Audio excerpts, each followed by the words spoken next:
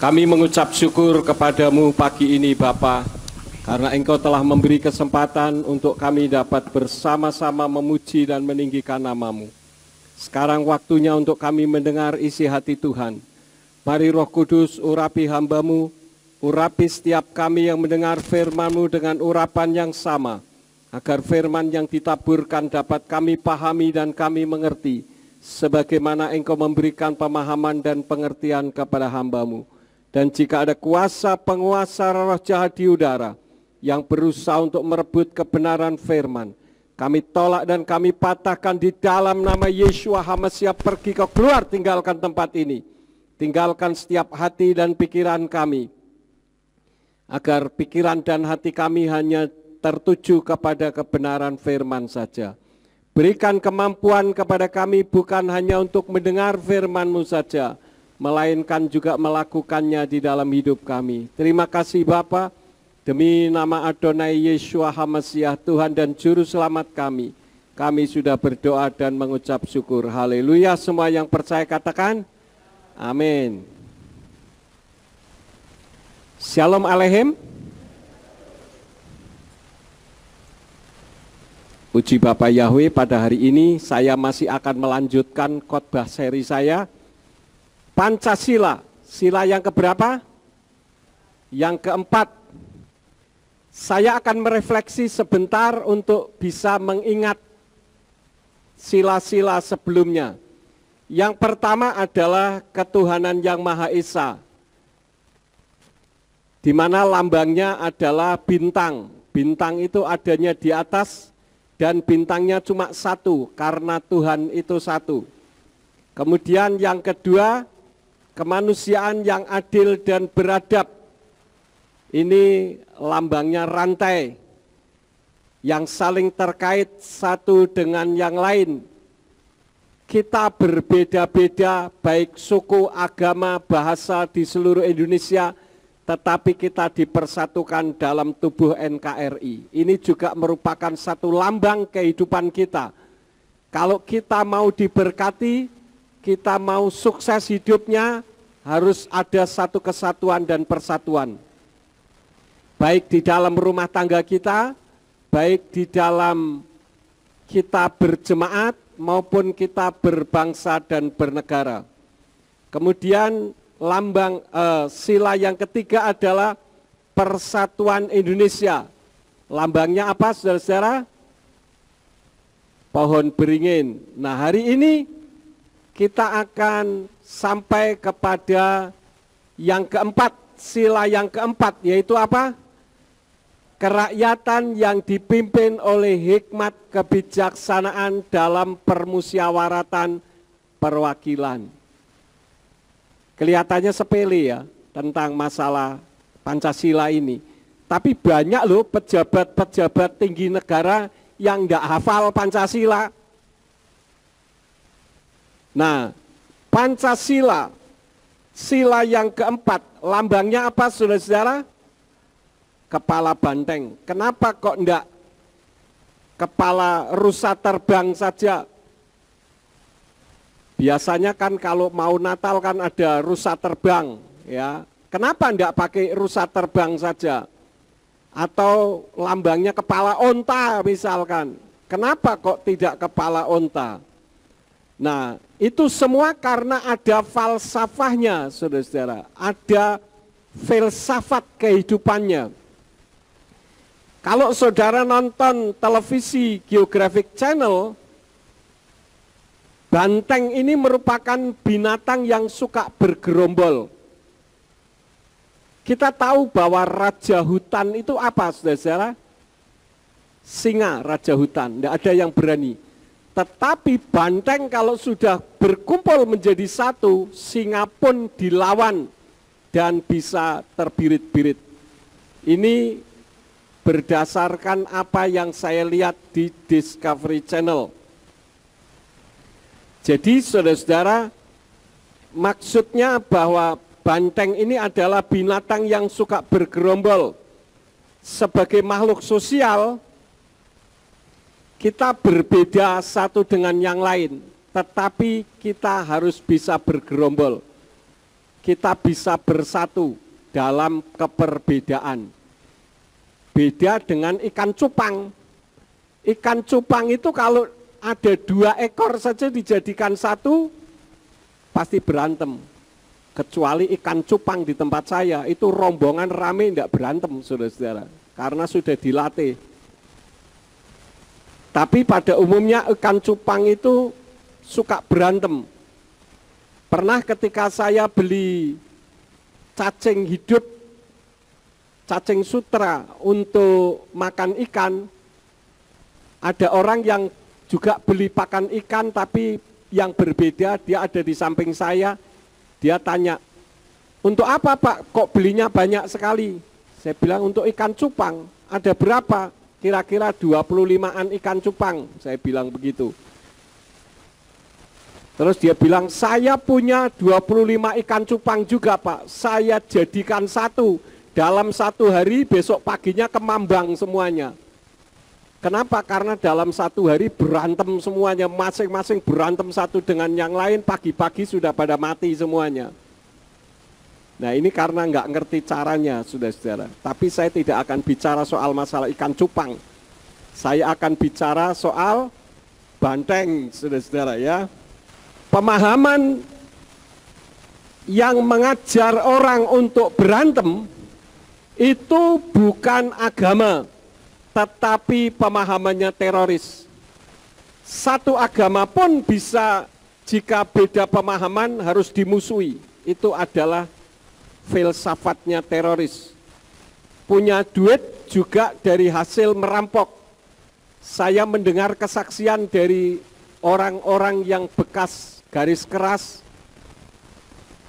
Mereka mengatakan bahwa cara untuk menggalang dana orang tua pun dibohongi, saudara-saudara, supaya keluar uangnya, karena dianggap orang tua yang tidak sejalan dengannya berarti toghut, berarti kafir, dan harus dihabisi hartanya bila perlu nyawanya. Dan kisahnya cukup panjang. Ada yang bohongin karena dia kuliah di Jogja, di salah satu universitas ternama di Jogja, dan dia terpapar paham khilafah, saudara-saudara. Dan dia mengatakan bahwa memecahkan botol-botol laboratorium harus mengganti sekian ratus juta. Dia telepon orang tuanya, kemudian orang tuanya datang sendiri ke universitasnya, ditanya apa benar anak saya menghancurkan botol-botol laboratorium sejumlah sekian. Dijawab oleh universitasnya, tidak ada tuh botol yang pecah gitu. Terus diteleponlah si anak oleh orang tuanya, kamu ada di mana? Saya ada di kampus. Loh ini bapakmu, makmu ada di kampus. Di kampus di sebelah mana? Ternyata tidak ada di kampus, saudara-saudara. Jadi ngorotin orang tuanya sudah keluar uang banyak, ternyata hasilnya dipergunakan untuk teroris. Beberapa waktu yang lalu, sumbangan-sumbangan yang ada di salah satu gerai kayak toko begitu, saya tidak perlu sebut namanya, dengan alasan untuk yatim piatu.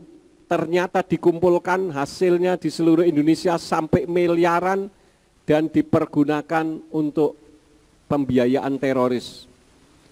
Ini adalah karena menyatukan yang tidak sama dalam satu persepsi yang sama. Artinya semua orang harus sama seperti dia. Ini tidak mungkin, saudara-saudara. Karena itu saya katakan paham khilafah bagus, tidak bagus, saya katakan sangat bagus. Karena terjadi keseragaman, tetapi tidak cocok untuk Indonesia. Karena Indonesia terdiri dari berbagai agama, suku, bahasa, dan ras. Jadi kalau disatukan, yang terjadi apa? Kehancuran negara Indonesia. Jadi banteng itu bisa dan berani melawan singa yang julukan raja hutan jika bergerombol dan berani membela kawannya yang diserang singa, maka singa pun bisa lari terbirit-birit. Ini melambangkan bahwa kita sebagai orang-orang negara Indonesia yang terdiri dari berbagai macam suku, bahasa, bangsa, dan ras, kalau kita bersatu, maka kita bisa mengalahkan sesuatu yang akan menghancurkan Indonesia. Nah, sebagai umat Elohim yang ingin berhasil, yang ingin diberkati baik secara rohani maupun secara jasmani, kita harus bersosialisasi seperti banteng yang bersosialisasi dengan teman-temannya secara rukun, baik dalam keluarga, dalam bergereja, dalam bermasyarakat, dan dalam berbangsa dan bernegara, dan dalam berbagai agama yang berbeda. Kalau merasa paling benar, misalkan seperti kita, apa yang saya ajarkan? Saya katakan apa yang saya ajarkan adalah yang paling benar. Kalau orang lain mengatakan agama yang saya anut adalah agama yang paling benar, saya katakan bagus dan memang harusnya demikian. Karena kalau kita tidak merasa paling benar, saya bukan merasa paling benar, memang paling benar. Kalau kita tidak paling benar, berarti kita masih ragu-ragu dengan iman kita. Itulah sebabnya pada tahun 2001 ketika saya meneliti kebenaran firman dan saya menemukan ini sebuah kebenaran hakiki, saya tidak peduli. Walaupun jabatan saya harus dihilangkan, saya harus disingkirkan, saya harus berperkara dengan institusi-institusi dunia, saya tetap melangkah. Dan punya konsep saya adalah sekali melangkah pantang untuk saya mundur.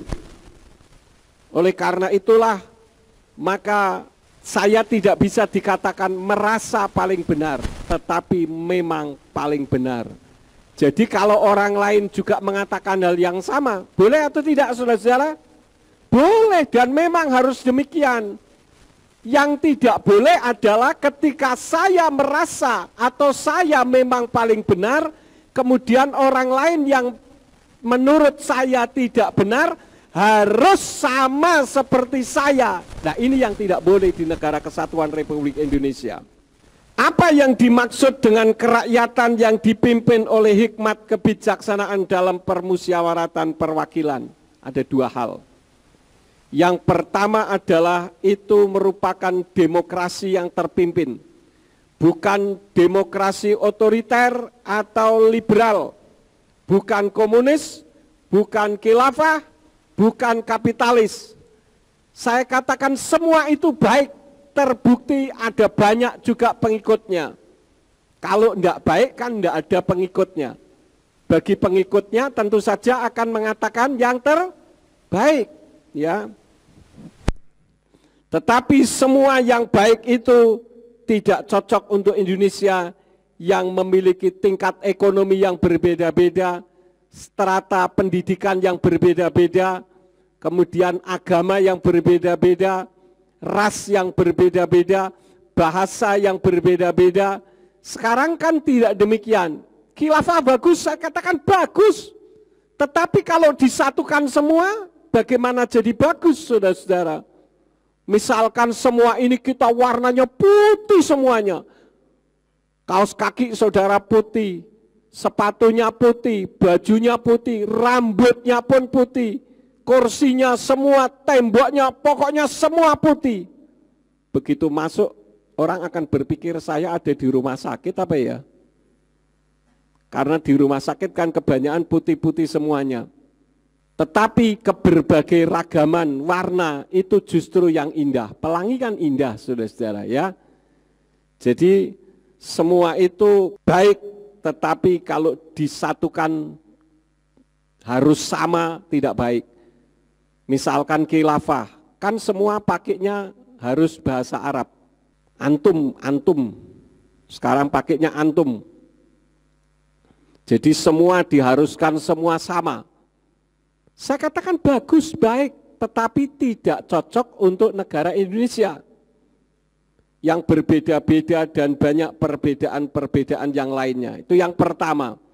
Yang dimaksud dengan kerakyatan yang dipimpin oleh hikmat kebijaksanaan dalam permusyawaratan perwakilan adalah demokrasi yang terpimpin.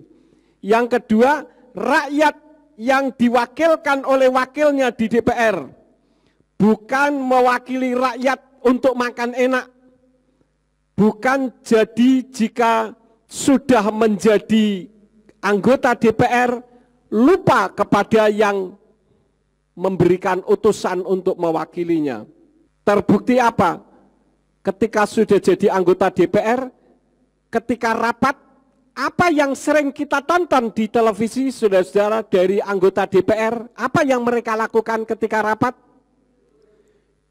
Tidur memang, saudara-saudara. Mereka bilang apa? Saya tidur aja dibayar kok. Ya itu namanya membohongi masyarakat. Karena itu untung bukan saya yang jadi presidennya. Kalau saya jadi presidennya, habis itu yang tidur tak ambil air, tak siram satu-satu. Masih mending tidur.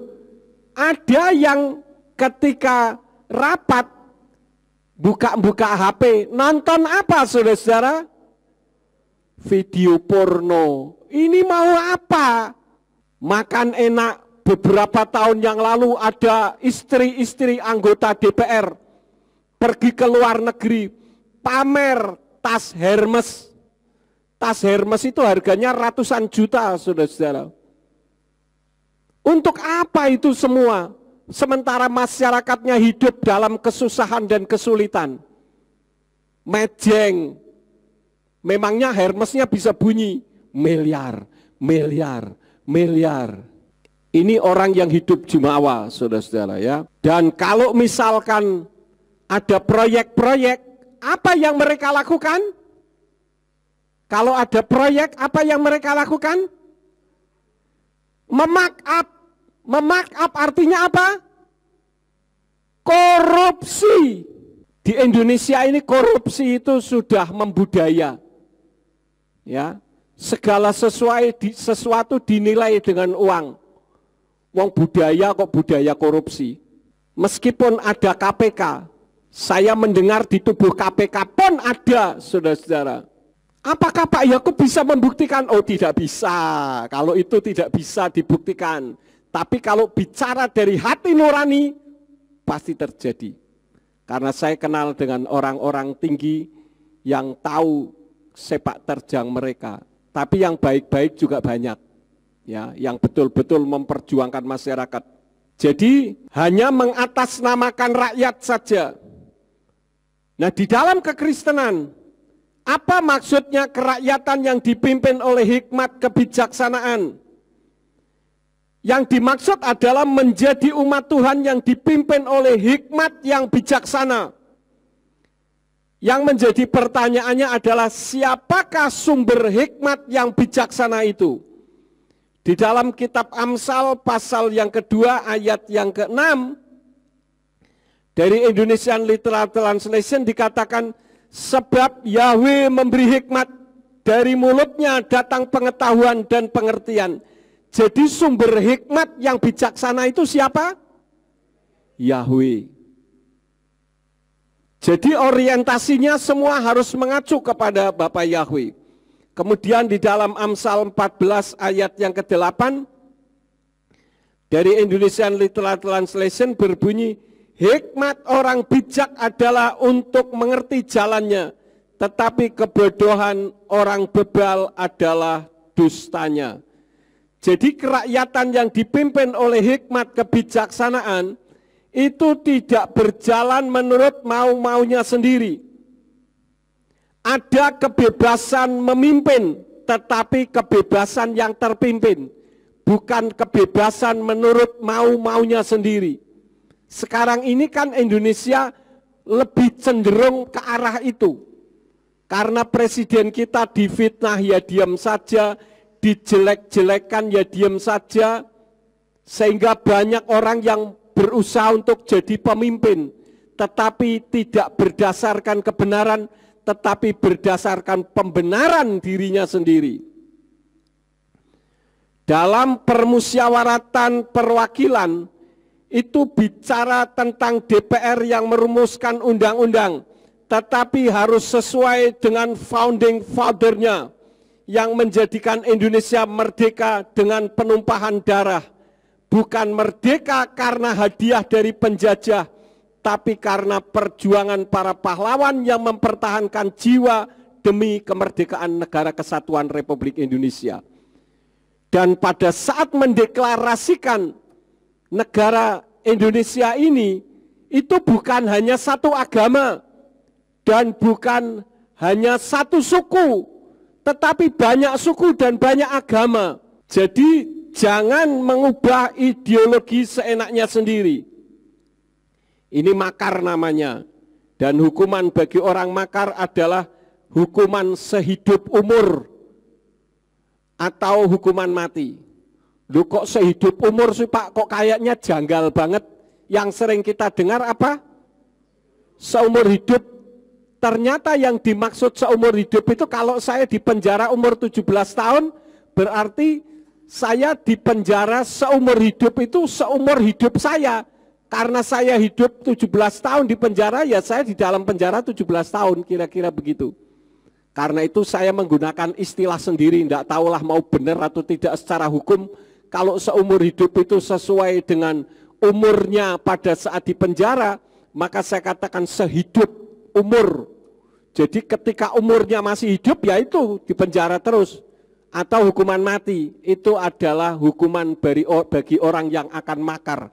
Dan sekarang ini ada banyak pating pecotot di sana sini. Orang berusaha untuk makar. Kalau zaman Orde Baru sudah hilang, saudara-saudara, masuk karung mereka. Sekarang ini karena Jokowi tenang-tenang saja, maka banyak orang ngomong macam-macam. Dan semuanya itu terjadi karena apa? Karena penindakan itu kurang tegas. Saya pun ikut mempelajari tentang masalah Pancasila sebagai dasar negara kita, sebagai ideologi negara. Berdasarkan penuturan dari seseorang, saya sebut saja dengan hormat Nini Bolang Roberto Bangun. Beliau adalah mantan anggota DPRD DKI yang dilantik pada tanggal 5 Juli tahun 1971, sekarang berusia 83 tahun dan masih hidup dengan sehat. Yang lahir di Tanah Karo tanggal 5 September tahun 1939, pernah beribadah di tempat ini, pernah datang ke sini. Dan saya katakan Nini Bolang Roberto Bangun ini bisa menjadi teladan bagi kita. Dulu pada saat kita ibadah online, saudara-saudara, beliau ikut mengikuti ibadah online. Itu ibadah tidak sambil tiduran, saudara-saudara. Pakai pakaian yang bagus, pakai dasi, dia ikut ibadah. Saya bilang, wah Nini Bolang luar biasa. Ya, walaupun sudah tua, tetapi kerendahan hatinya ada. Dan mungkin sekarang juga sedang monitor. Nini Bolang Roberto Bangun yang dikasihi oleh Bapak Yahweh. Ini menjadi contoh bagi kita. Dan beliau memberikan input kepada saya. Nanti kalau ada yang ingin meminta penjelasan lebih jelas, bisa tanya kepada beliau, Nini Bolang Roberto Bangun. Beliau punya sekolahan dari Yayasan Bangun di Tanjung Priok. Saya pernah datang ke sekolahannya. Beliau katakan bahwa ketetapan MPR RI nomor 18 angka Romawi strip MPR strip 1998 ini tentang pencabutan ketetapan MPR RI nomor 2 garis miring MPR garis miring tahun 1978 tentang pedoman penghayatan dan pengamalan Pancasila atau Eka Prasetya Pancakarsa dan penetapan tentang penegasan Pancasila sebagai dasar negara yang ditandatangani oleh Harmoko mencabut ketetapan MPR nomor 2 angka Romawi yang ditandatangani oleh Adam Malik, serta adanya 104 memorandum MPR zaman Profesor Dr. Haji Muhammad Amin Rais menjadi penguasa yang ditetapkan pada tanggal 7 Agustus tahun 2003. Jika ditelaah saudara-saudara dengan baik, maka ada bau menguntungkan kelompok dan telah menjadikan Pancasila bukan lagi sebagai ideologi bangsa dan bernegara loh. Ini yang harus dijelaskan kepada publik. Karena kopnya di sana di dalam MPR RI nomor 18 angka Romawi _MPR _1998, di sana tentang pencabutan ketetapan MPR RI nomor 2 _MPR tahun 1978 tentang pedoman penghayatan dan pengamalan Pancasila Eka Prasetya Pancakarsa dan penetapan tentang penegasan Pancasila sebagai dasar negara yang ditandatangani oleh Harmoko. Ini mencabut ketetapan MPR nomor 2 yang ditandatangani oleh Adam Malik. Karena itu saya sebagai orang awam melalui khotbah Pancasila sila yang keempat ini saya mempertanyakan apa yang dimaksud ini. Karena bahasa politikus itu bahasanya bersayap, saudara-saudara. Coba saja kalau saudara tanya kepada politikus, saudara tanya sesuatu, jawabannya sebetulnya iya atau tidak. Hanya itu saja. Tetapi jawabannya muter-muter. Ini bahasa politikus. Karena itu saya katakan umat-umat Tuhan harus ngerti politik, melek politik dan melek hukum. Walaupun kita tidak berpolitik dan tidak ikut-ikutan berpolitik praktis. Tetapi setidak-tidaknya kita harus mengerti politik supaya kita jangan dikadalin para politikus busuk. Karena di Indonesia banyak sekali politikus busuk. Nah, padahal tadi hanya memorandum. Saya membaca secara etimologi dari Kamus Besar Bahasa Indonesia. Apa itu memorandum? Memorandum itu 3 hal. Yang pertama, nota atau surat peringatan tidak resmi. Yang kedua, surat pernyataan dalam hubungan diplomasi. Yang ketiga, bentuk komunikasi yang berisi saran, arahan, atau penerangan. Jadi memorandum seharusnya hanya pernyataan, bukan mengubah ketetapan yang sudah ditetapkan sebelumnya. Karena itu saya tanya kepada Nini Bolang Roberto Bangun, apakah para politisi kita tidak tahu? Tentu mereka tahu, bisa saja pura-pura tidak tahu, karena menguntungkan dirinya. Karena ini berbicara soal kepercayaan, saudara-saudara. Dan saya berpikir kalau dicabut, logikanya tidak ada lagi lambang negara karena sudah menjadi ideologinya hilang. Padahal Indonesia itu tertulis di dalam kitab suci, kemarin saya sampaikan sebagai lambangnya apa? Burung buas dari timur. Ya, itu adalah Indonesia, lambangnya Garuda Pancasila. Founding Father negara ini sebetulnya sangat toleran, saudara-saudara. Karena mereka berdarah-darah bersama. Sejarahnya setelah bangsa Indonesia memproklamirkan kemerdekaan Indonesia pukul 10 pagi di Jalan Pegangsaan Timur 56 Jakarta. Sorenya datang utusan warga Katolik dan Protestan Indonesia Timur ke rumah Muhammad Hatta. Meminta agar 7 kata dicabut dari konsep pembukaan Undang-Undang Dasar, yaitu dan kewajiban menjalankan syariat Islam bagi pemeluk dan pemeluknya. 7 kata itu akhirnya disetujui. Dan Allah diganti menjadi Tuhan, dan Founding Father itu mendengarkan aspirasi mereka. Karena dari Katolik dan Protestan mengatakan bila tidak dicabut maka kami akan keluar dari negara Indonesia. Maka Muhammad Hatta baru 1 hari langsung menjawab, jangan, besok saya akan bicarakan dengan panitia perumus 18 Agustus tahun 1945, Jalan Taman Pejambon yang sekarang Gedung Pancasila. maka dicabutlah 7 kata piagam Jakarta dan kata nama Allah menjadi Tuhan.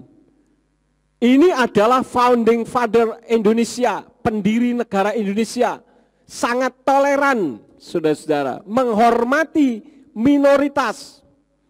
Lah kok sekarang kitabnya Kristen terjemahan dari Yayasan Lembaga Alkitab Indonesia sendiri kembali memakai Allah. Ini kan aneh sekali, saudara-saudara. Alasannya untuk penginjilan kontekstual. Kalaupun mendapatkan jiwa-jiwa, arahnya bukan kepada Tuhan yang sesungguhnya yang tertulis dalam kitab suci. Dan saya katakan ini melabrak Quran surat 112 Al-Ikhlas ayat 1-3 yang berbunyi Qul huwallahu ahad, Allahu somad, lam yalid walam yulad walam yakul lahu kufuwan ahad. Yang inti artinya Allah itu tidak beranak dan tidak diperanakkan. Nah, dengan Indonesia, Kristen Indonesia menggunakan kata Allah, berarti ada Allah Bapa, Allah Anak, Allah Roh Kudus. Padahal yang ada hanya Bapa, Putra, dan Roh Kudus. Tidak ada Allah-Allah itu, saudara-saudara. Jadi kita harus kembali kepada yang inti kebenaran firman. Karena sekarang ini banyak celah-celah dipakai untuk menggoyang NKRI. Apa sih yang disebut dengan makar? Makar itu menjajah bangsa sendiri. Apalagi para politikus-politikus busuk yang menjual kepada negara asing. Berkuasa karena bantuan asing dengan upah mengeruk sumber daya alam. Seperti yang dilakukan oleh presiden sebelumnya. Ini sudah bukan rahasia umum lagi. Karena dokumen rahasia CIA dibuka sendiri oleh mereka. Pantas saja Freeport dan sumber daya alam harta karun di Indonesia dikeruk ke bangsa asing. Artinya berkuasa untuk egonya sebagai penguasa dan bagi kekayaan dirinya sendiri. Ini merupakan realitas sejarah yang sudah terbukti. Nah, Presiden kita Jokowi itu mengubah hal seperti itu. Maka dari itu dia sangat dibenci oleh negara-negara adidaya. Kenapa? Karena mau didikte. Kasus G20 saja Presiden Jokowi mau didikte. Tetapi saya salut dia tidak bisa didikte. Karena kita pun negara besar. Saudara merasa enggak negara kita ini negara besar? Merasa ya? Negara kita ini negara hebat. Perjuangan yang berat itu melawan bangsa sendiri yang mengkhianati kesepakatan Undang-Undang Dasar 1945 yang tanpa susah-susah mau berkuasa dari mengubah ideologi negara sesuai dengan kemauannya sendiri. Khususnya apa? Yang kita kenal dengan politik identitas yang menggunakan agama sebagai alat untuk membohongi rakyat. Itu sebetulnya merupakan kejahatan terhadap agamanya itu sendiri, saudara-saudara. Karena seharusnya agama itu tidak bisa disandingkan dengan hukum-hukum dunia. Tidak bisa disandingkan. Tetapi ini disandingkan dan hukum-hukum yang ada di negara ini dilibas begitu saja. Ini sama saja dengan menyetarakan hukum-hukum firman-Nya sama dengan hukum-hukum negara. Padahal yang namanya hukum-hukum firman itu jauh di atas itu semuanya. Jadi ini yang harus kita perhatikan. Siapa yang ditipu? Rakyat yang tidak update informasi, dianggapnya Pancasila itu toghut atau sesat. Hukum-hukum Tuhannya disandingkan dengan hukum kemasyarakatan. Ini sebagai perbandingan di antaranya. Itu sebenarnya sama saja dengan menurunkan kadar hukum Tuhannya sendiri dan ini menipu masyarakat. Saya katakan apa adanya. Apa yang saya sampaikan bukan berarti Pak Yakub bicara politik, tidak. Saya tidak berpolitik praktis, tetapi saya mengajar saudara untuk melek politik. Pak, saya tidak tertarik dengan politik, tidak apa-apa. Tetapi saya ingatkan, kalau terjadi pergolakan politik, saudara yang tidak peduli dengan politik kena imbasnya atau tidak? Kena, sangat mengena. Ya, karena itu saya harap kita peduli akan negara dan bangsa kita. Kita doakan negara kita. Kita undang malaikat-malaikat Tuhan untuk menjaga negara kita ini, supaya Indonesia tetap aman, tentram, damai, dan sejahtera. Pancasila itu sudah terbukti puluhan tahun menyatukan negara kesatuan Republik Indonesia yang terdiri dari berbagai macam bahasa, budaya, bangsa, dan ras.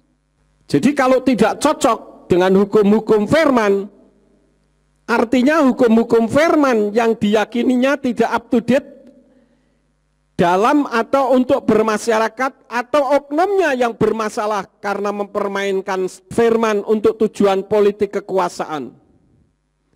Dan jangan saudara pikir di dalam kekristenan tidak ada. Oh, ada. Nanti saya akan sampaikan. Karena hal ini seperti yang tertulis di dalam kitab Roma pasal 10 ayat 2 sampai 3 dari Indonesian Literal Translation yang berbunyi, sebab aku memberi kesaksian terhadap mereka bahwa mereka memiliki kecemburuan Elohim tetapi bukan atas dasar pengenalan. Sebab dengan tidak memahami kebenaran Elohim dan dengan berusaha untuk menegakkan kebenaran sendiri, mereka tidak tunduk pada kebenaran Elohim. Contohnya apa? Menolak nama Yahweh. Bagaimana mungkin orang Kristen menolak nama Yahweh?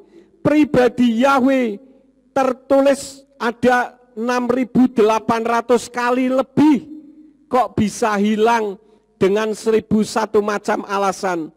Sementara nama sesembahan lain yang tadi sudah direvisi oleh founding father-nya, yaitu dari kelompok Katolik dan Protestan, mengusulkan agar nama Allah jangan dimasukkan dan diganti menjadi Tuhan, bisa diterima dengan baik.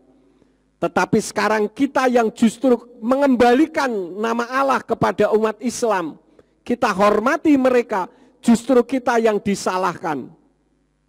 Ini apa-apaan, saudara-saudara. Tetapi saya berani mengatakan ini karena ini kebenaran firman Tuhan. Oleh karena itulah maka kita harus berpegang kepada kebenaran. Jangan tidak memahami kebenaran Elohim, tetapi berusaha untuk menegakkan kebenarannya sendiri. Coba saja mereka yang menggunakan faham-faham yang berusaha untuk menggantikan ideologi Pancasila. Mereka tidak memahami Pancasila, tetapi mereka mengatakan bahwa Pancasila itu toghut, Pancasila itu kafir, Pancasila itu tidak baik, yang baik adalah faham kami. Ini kan aneh, saudara-saudara. Pahami dulu Pancasila baru bicara.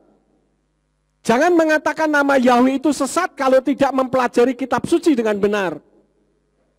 Karena saya dulu juga tidak peduli dengan nama Yahweh. Tetapi ketika saya mempelajari dengan kebenaran, dengan sungguh-sungguh, akhirnya menemukan satu kesimpulan bahwa Tuhan pencipta langit dan bumi adalah Yahweh. Dan Yahweh itulah yang disembah oleh Bapak Abraham, Ishak, dan Yakub serta para nabi.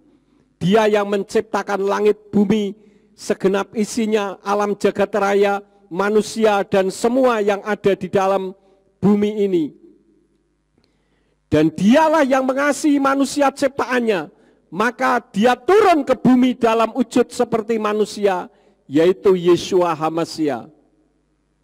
Tetapi rupanya Yeshua HaMashiach juga tidak didengar, kemudian dibunuh, disalib.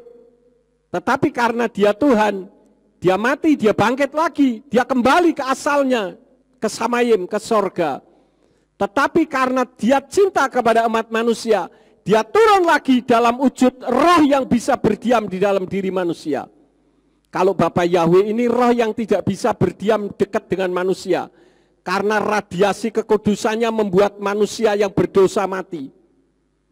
Oleh karena itu dia turun ke bumi dalam wujud Ruach HaKodes, yang disebut dengan Immanuel, Imuna Anaknu Elohim, Elohim yang berdiam di dalam kehidupan kita, memberikan nasihat sebagai penasehat yang ajaib. Dan itulah yang memberi nasihat kepada saya, memberi pengertian untuk saya memahami siapakah Yahweh itu sesungguhnya. Kerakyatan yang dipimpin oleh hikmat kebijaksanaan dalam permusyawaratan perwakilan dengan keluarnya memorandum ketetapan MPR RI nomor 18 Romawi /MPR /1998 tentang pencabutan ketetapan MPR RI nomor 2 Romawi /MPR tahun 1978 tentang pedoman penghayatan dan pengamalan Pancasila, yaitu Eka Prasetya Pancakarsa, dan penetapan tentang penegasan Pancasila sebagai dasar negara, ada 104 memorandum MPR zaman Profesor Dr. Haji Muhammad Amin Rais menjadi penguasa yang ditetapkan tanggal 7 Agustus tahun 2003 yang tidak sesuai dengan ketetapan sebelumnya. Ini sama saja dengan kalau di dalam kekristenan istilah Konsili Nikea. Konsili Nikea itulah yang menetapkan istilah Tritunggal. Kalau tidak Tritunggal berarti sesat. Padahal kalau kita menelaah tentang Tritunggal, Tri itu apa saudara-saudara? Tri itu 3, tunggal itu 1. Berarti Tuhan kita ada 3 tetapi 1. Bagaimana mungkin 3 tetapi 1? Dan kalau kita baca di dalam kitab Kejadian sampai kitab Wahyu, kitab terakhir, tidak ada istilah Tritunggal. Istilah Tritunggal itu kan dibuat oleh bapak-bapak gereja, diawali dari Konsili Nikea, yang tidak sesuai dengan apa yang tertulis dalam kitab suci. Lalu apa yang ditulis dalam kitab suci? Saudara lihat ayat yang ada di atas itu. 1 Yohanan 5 ayat yang ke-7. Ki selosa hamidim basamayim, ha'af, wahadafar, weruah hakodes uslaktam ekathema. Sebab ada 3 yang bersaksi di sorga atau di Samayim, Bapa, Firman, dan Ruach HaKodes, dan ketiganya ini adalah 1. Jadi Tuhan kita itu 1 bukan 3. Kalau bicara Tritunggal, yang benar bukan Tritunggal tapi Tunggal Tri, 1 tetapi 3 manifestasi. Dia disebut Bapa karena dia mencipta, dia disebut Putra karena dia berfirman kepada manusia, dia disebut Ruach HaKodes karena tinggal di dalam hati kita. Bisa dipahami saudara-saudara? Itulah yang disebut dengan peran 3 berganda. Jadi jangan salah. Tuhan kita itu 1 bukan 3. Jadi kalau mau menggunakan istilah bukan Tritunggal tapi Tunggal Tri. Kembali menggenapi ayat di dalam Roma 10 ayat 2 sampai yang ketiga. Artinya apa? Berjalan menurut maunya sendiri. Karena itu orang mengatakan kalau tidak sesuai dengan apa yang sudah ditetapkan oleh Konsili Nikea berarti salah. Bagi saya enggak masalah orang mau menyalahkan saya. Kalau dianggap salah tetapi sesuai dan benar sesuai dengan firman Tuhan, enggak takut saya. Salahnya yang menyalahkan orang tetapi benarnya sesuai firman Tuhan pasti masuk surga. Karena itu saya bertanggung jawab untuk jiwa-jiwa saudara sekalian di dalam melayani Tuhan dan di dalam mengiring kepada Tuhan. Nah, kepada siapa kita seharusnya taat? Matius 10 ayat 28 atau Matius 10 ayat yang ke-28 dari Indonesian Literal Translation dikatakan, dan janganlah kamu takut terhadap mereka yang membunuh tubuh tetapi tidak berkuasa untuk membunuh jiwa. Namun terlebih takutlah dia yang berkuasa membinasakan baik jiwa maupun tubuh di dalam neraka. Jadi jangan sampai kita mentang-mentang banyak, mentang-mentang berkuasa, kita tidak tunduk dan kita tidak taat kepada firman. Karena itu ketika saya menemukan kebenaran firman tentang Bapa Yahweh Besem Yeshua Hamasya Beruah HaKodes, saya tidak peduli. Walaupun saya harus berurusan dengan kepolisian, berurusan dengan Linmas, Departemen Agama, waktu itu sekarang Kementerian Agama, dan banyak institusi-institusi yang lain, tidak peduli, saya tetap melangkah dan sampai sekarang. Saya bersyukur kalau saudara membuka Facebook, sekarang sudah banyak sekali orang yang mengagungkan nama Bapa Yahweh, bukan hanya di Indonesia, tapi di seluruh dunia. Saya yakin sekali waktu kelak Indonesia akan penuh dengan kemuliaan Bapa Yahweh. Kita harus peduli dengan negara kita, meskipun mungkin negara tidak peduli dengan kita. Sekarang kepedulian itu dinilai dengan yang punya uang atau yang tidak punya uang. Yang tidak punya uang tidak diperdulikan meskipun sejalan dan mendukung program pemerintah. Secara rohani kita harus taat dan harus peduli kepada Tuhan karena Tuhan selalu peduli terhadap kita. Justru kitalah yang seringkali tidak peduli terhadap Tuhan, pedulinya justru kepada yang bukan Tuhan. Peduli kepada sinode, peduli kepada pimpinan. Kalau pimpinan dan sinodenya benar, harus kita taat dan peduli. Tetapi kalau tidak, kita tidak pedulikan itu. Karena itu kita ada majelis pusat sendiri, gereja pemulihan firman. Karena kita memulihkan firman. Jangan saudara pikir nama gereja pemulihan firman itu tidak dicela. Oh, ada yang mencela. Pak Yakub bikin gereja kok gereja pemulihan firman. Firman kok dipulihkan? Loh, firman tidak bisa dipulihkan, tetapi yang dipulihkan adalah firman terjemahan. Nah, karena orangnya tidak mempelajari bahasa aslinya dan tidak tahu arti terjemahannya, ya menganggap kita salah. Bagi saya tidak masalah. Orang mau mengatakan 1000, sejuta, semiliar orang katakan Pak Yakub salah, tidak masalah. Kalau firman Tuhan katakan benar, saya akan tetap melangkah. Saya bukan tipe pengecut untuk menghadapi hal-hal seperti itu. Jadi justru kitalah yang seringkali tidak peduli dengan Tuhan. Oknum pemerintah yang peduli jika ada duitnya, itu termasuk oknum pengkhianat bangsa. Kenapa? Saya memaklumi karena di Indonesia, orang berpayah-payah untuk menjadi pejabat pemerintah supaya menjadi kaya. Beda dengan di Amerika. Di Amerika kalau tidak kaya tidak bisa menjadi pejabat pemerintah. Makanya ketika mereka menjabat sebagai pejabat negara, mereka sudah tidak memikirkan materi lagi karena dirinya sudah kaya. Tetapi yang mereka pikirkan adalah kemajuan bangsa dan negaranya. Walaupun korupsi tetap saja ada, tetapi prosentasenya sangat kecil.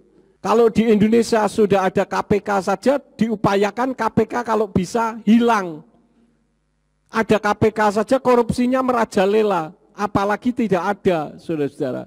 Katakanlah sekolahan mendapatkan dana disunat. Nyunatnya sekarang tidak berani langsung, drop dulu, tapi ada deal, dikembalikan lagi untuk oknum tertentu. Karena kalau langsung disunat pasti akan ketahuan. Pokoknya 1000 macam cara bisa dilakukan. Namanya maling itu tidak kalah pintar dari polisi. Jadi zaman sekarang ini kejujuran itu sudah menjadi barang yang langka. Orang bilang zaman sekarang kok jujur. Orang jujur itu kojur. Itu menurut kata kamu. Kalau menurut saya yang beriman, orang jujur dia akan subur dan makmur. Karena Tuhan menyertai di dalam kehidupannya.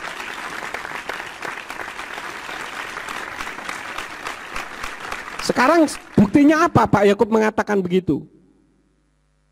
Insinyur-insinyur yang pinter, mana dipakai sekarang saudara-saudara? Insinyur bikin jalan 20 tahun tidak rusak, tidak laku insinyur begitu. Sekarang yang laku insinyur yang bloon-bloon, yang bikin jalan 1 tahun sudah rusak. Karena setelah rusak apa saudara-saudara? Bikin proyek. Nah kalau bikin proyek berarti menggelembungkan kantongnya sendiri. Pak Yakub jangan ngomong sembarangan, bisa tidak membuktikan kembali? Saya katakan saya tidak bisa membuktikan. Lah kok ngomong, saya bicara soal hati nurani. Kalau kita bicara soal hati nurani, video ini ditonton oleh semua orang di seluruh Indonesia. Saya berani menjamin hati nuranimu akan berbicara bahwa saya memang korupsi. Tetapi kan dimatikan hati nuraninya. Padahal firman mengatakan di dalam kitab Matius 6 ayat yang ke-33, Namun carilah terlebih dahulu kerajaan Elohim dan kebenarannya, dan semuanya ini akan ditambahkan kepadamu.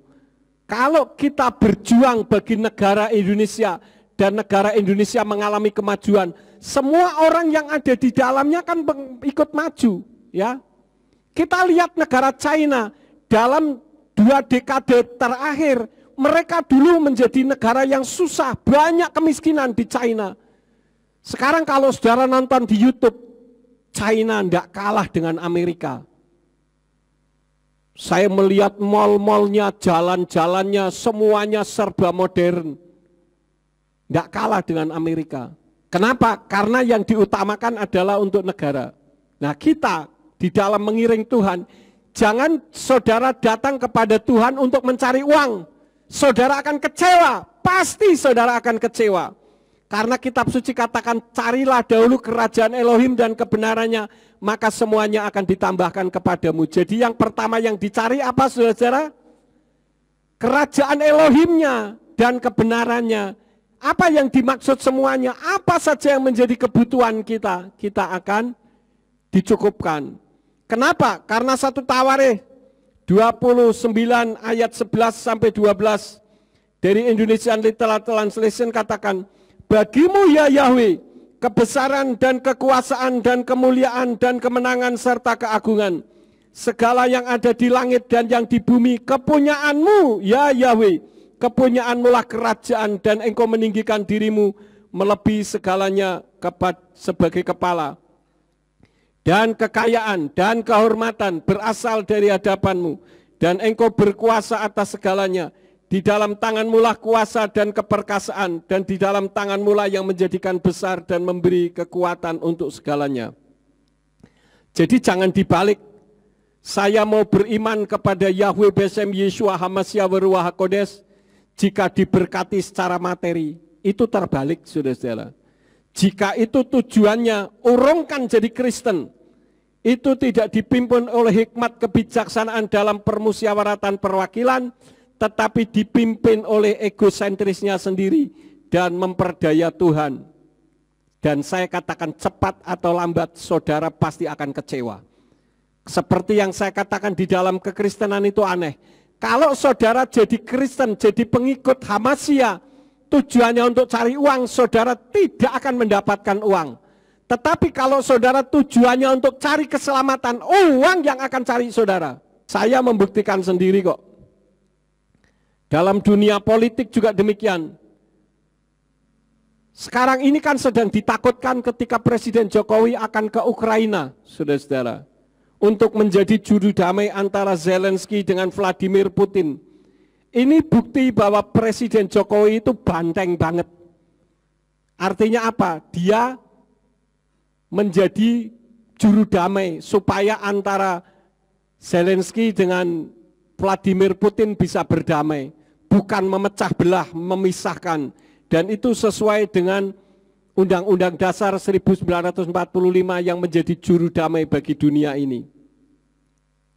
Dia didampingi oleh pasukan elit TNI yang terkenal dengan Denjaka, mempersatukan dan bukan menghancurkan seperti The Illuminati yang berusaha the population of people atau pengurangan penduduk dunia. Dengan COVID-19 ini berusaha untuk mengurangi penduduk dunia dan targetnya 2 miliar jiwa harus mati. Tetapi berhasil ditangkal oleh China yang bisa membuat vaksinnya. Dan sekarang sudah muncul lagi vaksin Nusantara. Di mana vaksin Nusantara ini juga dulu dihambat. Saya dulu punya obat yang dipakai untuk menyembuhkan COVID juga dihambat. Ini kan aneh bin ajaib. Orang sakit seharusnya disembuhkan, ini orang sakit supaya mati. Berapa banyak pendeta-pendeta yang jadi korban karena COVID, pergi ke rumah sakit bukannya tambah sehat, pergi ke rumah sakit malah mati, saudara-saudara. Jadi kita harus hati-hati. Perang Ukraina dan Rusia itu sebenarnya adalah perang antara NATO dan sekutunya dengan Rusia, tetapi menggunakan Ukraina yang bodoh untuk dimanfaatkan. Dan sekarang Taiwan sedang berusaha untuk dimanfaatkan. Karena itu saya katakan hati-hati Indonesia. Kita harus mengamalkan Pancasila, sila yang keempat yang kita bahas hari ini. Ya, kenapa? Karena Indonesia ini juga digoyang menggunakan kaum intoleran untuk terjadi chaos. Dan ini yang diidam-idamkan oleh negara-negara adidaya. Siapakah yang berusaha untuk membuat the population of people ini? Ini adalah yang berinisial RR dan negara A. Kalau saya ucapkan nanti saya tidak bisa ke sana lagi. Seperti Ustadz yang masuk ke Singapura tidak boleh. Ya. Karena itu saya tidak perlu ucapkan nama negaranya, saudara pasti tahu. Karena itu sekali lagi saudara mau suka politik atau tidak suka politik, boleh, itu hak saudara. Saudara mungkin katakan mati-matian saya tidak suka dengan bicara soal politik. Betul, enggak masalah. Tapi kalau terjadi perubahan politik, mau tidak mau, bisa tidak bisa, saudara akan terkena imbasnya. Karena itu saya sekali lagi katakan, kita harus melek politik dan melek hukum. Sehingga jangan sampai kita terjerat hukum di dalam berpolitik, tetapi bukan politik praktis. Jadi, lambang banteng itu tepat. Bersatu kita teguh, bercerai kita runtuh. Banteng yang menyatukan. Jika orang memaksakan kehendak, maka hancurlah negara ini. Karena itu sekali lagi intinya, sebagai pribadi lepas pribadi di dalam keluarga. Kalau saudara ingin keluargamu diberkati, bersatulah di dalam keluarga. Kalau gerejamu ingin diberkati, bersatulah di dalam bergereja. Saya bersyukur di tempat ini tidak ada kotak-kotak satu dengan yang lain saling bertikai. Saya sangat hormat kepada saudara, karena saudara sebagai jemaat yang taat dan tunduk kepada kebenaran firman. Karena itu ketika bangsa kita ingin menjadi bangsa yang kuat bersatu di dalam berbagai keragaman, maka negara kita akan menjadi negara yang hebat. Amin buat firman Tuhan. Kami mengucap syukur kepadamu pagi ini Bapa, setelah kami mendengarkan firman-Mu yang berjudul Pancasila pada sila yang keempat. Tuhan berkati seluruh jemaat dan semua yang mendengarkan firman-Mu, baik yang mendengarkan di ruangan ini maupun yang mendengarkan dari rumah masing-masing, kiranya Engkau memberkati mereka semuanya. Kalau sebentar kami akan meninggalkan tempat ini, kirim malaikat untuk menjaga melindungi kami tibakan di rumah masing-masing dengan selamat. Dan apabila sesampainya di rumah ada yang akan melakukan aktivitas, apa saja yang mereka usahakan dan kerjakan yang tidak bertentangan dengan firman-Mu, kiranya dibuatnyalah oleh Engkau berhasil, supaya dengan keberhasilan itu mereka kembalikan lagi guna hormat dan kemuliaan bagi nama-Mu. Terima kasih Bapa, berkati semua yang sudah ambil bagian di dalam pelayanan pada hari ini. Engkau pakai semakin hari semakin heran. Sekarang berkatilah kami karena kami siap menerima berkat daripada-Mu. Mari kita angkat kedua belah tangan kita untuk menerima berkat Yahweh. Yefarka Yahweh weyes mereka. Yahweh memberkati engkau dan memelihara engkau. Yaer Yahweh pana oleh kawi kuneka. Yahweh menyinari engkau dengan wajahnya dan memberi engkau anugerah. Yisa Yahweh pana oleh kawi yashem leka shalom. Yahweh menghadapkan wajahnya kepadamu dan memberi engkau damai sejahtera. Diberkatilah engkau di kota dan diberkatilah engkau di ladang. Diberkatilah buah kandunganmu, hasil bumimu dan hasil ternakmu, yakni anak lembu sapimu dan kandungan kambing dombamu. Diberkatilah bakulmu dan tempat adonanmu. Diberkatilah engkau pada waktu masuk dan diberkatilah engkau pada waktu keluar. Sekarang pulanglah dan terimalah berkat. Kasih Bapa Yahweh Sang Pencipta, kasih karunia Adonai Yeshua HaMashiach Sang Pembeli Jiwa, dan Ruach HaKodes menyertai saudara sekalian sampai Maranatha. Adonai Yeshua HaMashiach datang kembali untuk yang kedua kali dan mengangkat kita semua. Haleluya. Amin.